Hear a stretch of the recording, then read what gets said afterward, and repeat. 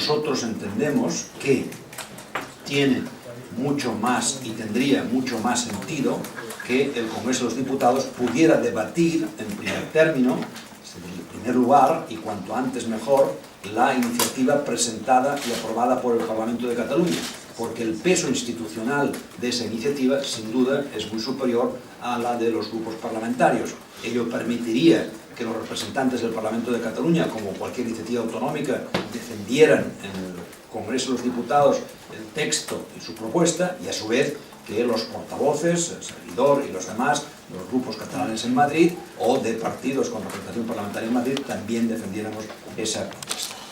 Me preguntaban sobre el diálogo entre el gobierno y Convergencia y Unió. Bueno, ustedes ayer pudieron leer una entrevista del presidente de la Generalitat al diario La Vanguardia, donde decía que sí, que ese diálogo había existido a través de personas que representaban a ambos gobiernos. Ese diálogo se paralizó, ese diálogo difícilmente yo creo que pueda retomarse, no al hilo de estas iniciativas legislativas, sino al hilo del clima político que comporta el propio proceso electoral al Parlamento Europeo. Por lo tanto, yo no tengo ninguna esperanza, ojalá que me equivoque, lo desearía, de que pueda retomarse ese diálogo hasta que no pasen las elecciones al Parlamento Europeo. Sin embargo, antes o después sigo pensando y sigo considerando que el diálogo es fundamental y que la voluntad del Gobierno de la Generalitat y del propio Parlamento de Cataluña, como así se especifica en la parte resolutiva de la proposición de ley que en su día presentó y que nosotros reproducimos en las dos que acabo de presentar, es de dialogar y acordar entre el Gobierno del Estado y la Generalitat las condiciones para refrendar un referéndum consultivo, es decir, que su resultado no sería vinculante para ninguna de las partes. Sí, Muchas gracias. Una pregunta.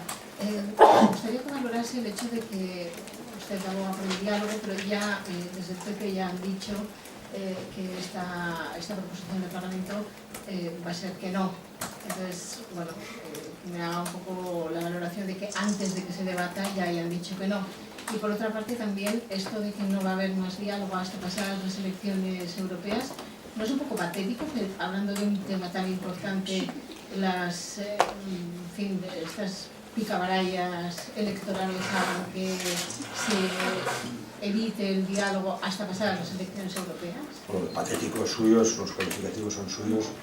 Yo lo que deseo, lamento que no exista ese diálogo, y imagínese que si deseo que exista diálogo, la manera de tender la mano a la otra parte es decirle patético, ¿no? No me parece la mejor manera de emplazarles al diálogo diciéndoles patéticos, o diciendo que es patético el que ellos no quieran dialogar, ¿no?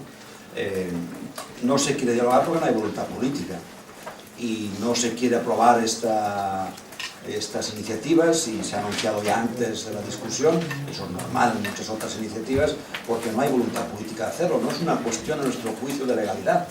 Lo que nosotros pretendemos se ampara precisamente en la Constitución. La Constitución tiene un artículo 150.2 que dice claramente que se puede delegar una transferencia. Tenemos un antecedente en el caso de Cataluña con las competencias en el ámbito de tránsito de los Mossos d'Esquadra, de la Policía Autonómica. Por tanto, es una iniciativa perfectamente legal, encauzada en el marco constitucional del artículo 150.2.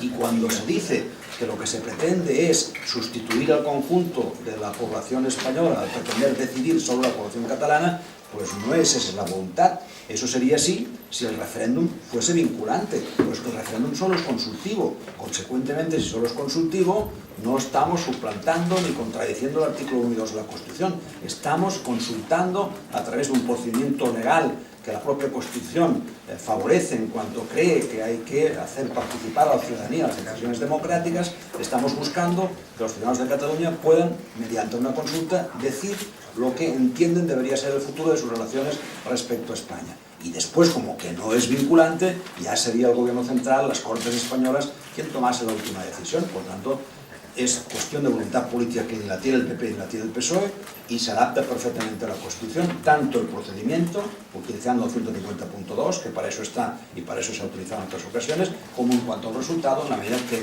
al no ser vinculante le permite al Gobierno y a las Cortes españolas tomar la decisión final, no simplemente a la ciudadanía de Cataluña. Res més. Gràcies.